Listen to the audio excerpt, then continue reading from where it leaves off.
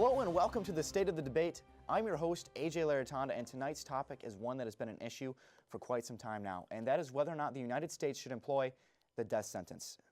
So this will be employed to those who have convicted extreme crimes, and tonight we're joined by two experts, two chief judges. We've got Mike Evensky from New York, and we've also got Jonah Restugio from Alabama here. Tide. Thanks for being with me tonight, guys. So the first topic on tonight's agenda is in regards to legalities.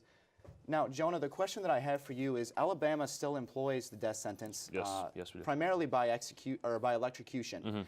So, do you care to elaborate on this as to how that works? Well, AJ, first of all, thank you for having me. But quite simply, it is up to the grand jury. So if a crime is that severe that it is brought to the grand jury and they come to a consensus that the individual can be executed, it leads the court to believe that the punishment was well-deserved. Now, sometimes it can be a lengthy process, expensive, because it is extremely well thought out, but we believe that the death sentence is only given to those who actually deserve it. Not low-end crimes, but, you know, the higher-end crimes that you see all about what we're giving for death sentences. So essentially what you're saying, Jonah, is that the death sentence is given only to those who deserve it. Yes, correct. Now, correct. on the contrary, Mike, in New York, the death sentence is non-existent. Now, do you care to explain why that is? Yeah, again, thank you for having me, AJ. So, New York abolished the death penalty because it's too extreme, and the state of New York believes that it violates constitutional rights. The Eighth Amendment prohibits any penalty against a criminal that is cruel and unusual.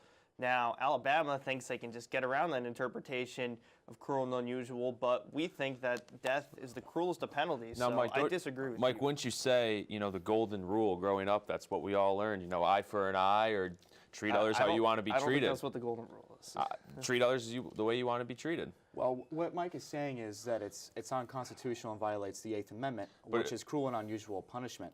So, how do you justify the death sentence as not being cruel and unusual, Jonah? You can justify as being not cruel and unusual just based off the fact that they had already done that. So to them, that punishment and that reciprocation death is not cruel and unusual to them. So they're able to, in their mind, their morality has gone out the window. Yes, it may be harsh in some people's minds, but in our minds in the state of Alabama, we believe that since they have done that to other people, that we can do that to them. So do unto others as Yes, you correct. like done unto you. Exactly.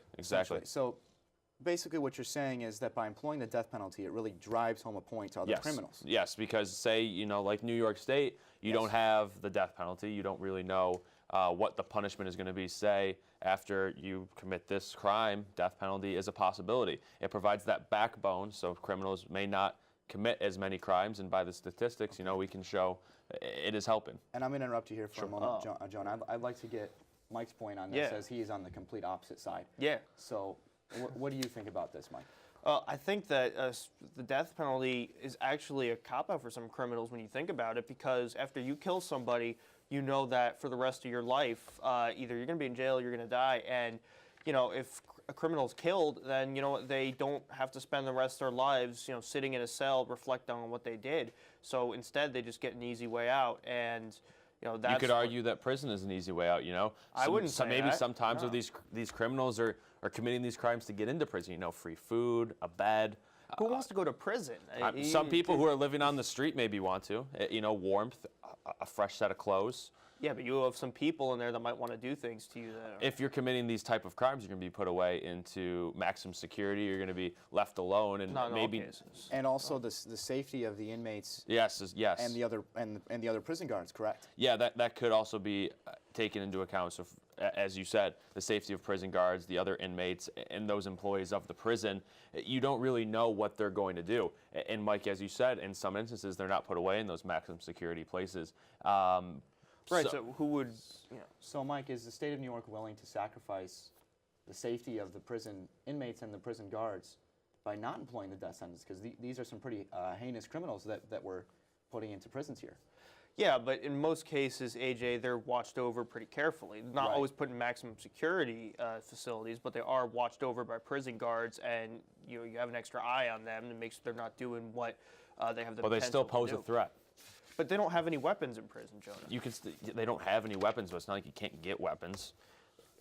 Yeah, but you can make it's a much shank. harder with the security guards that we have in New York. So. Okay. Well, I'm going to move on to my next point here. So, Jonah, there has been instances where there have been faulty executions, where people have been executed and later found out that they were not guilty of the crime. Sure. So is Alabama willing to risk these faulty executions? Alabama, like I said, it's a lengthy process. So we want to make sure that we take into account everything that that can go into a case. You know, if someone murders someone, we're not going to go right off the bat, you know, we're going to kill this person. We want to make sure that it is the right person that committed the crime, and we don't want to be wrong in these faulty executions. So essentially, it's well thought Yeah, out. well thought out. Okay, well, I'd like to give a special thanks to both Mike and Jonah, Chief Justice, for joining me here today. And when we come back, we're going to be talking politics, so stay tuned here on The State of the Debate.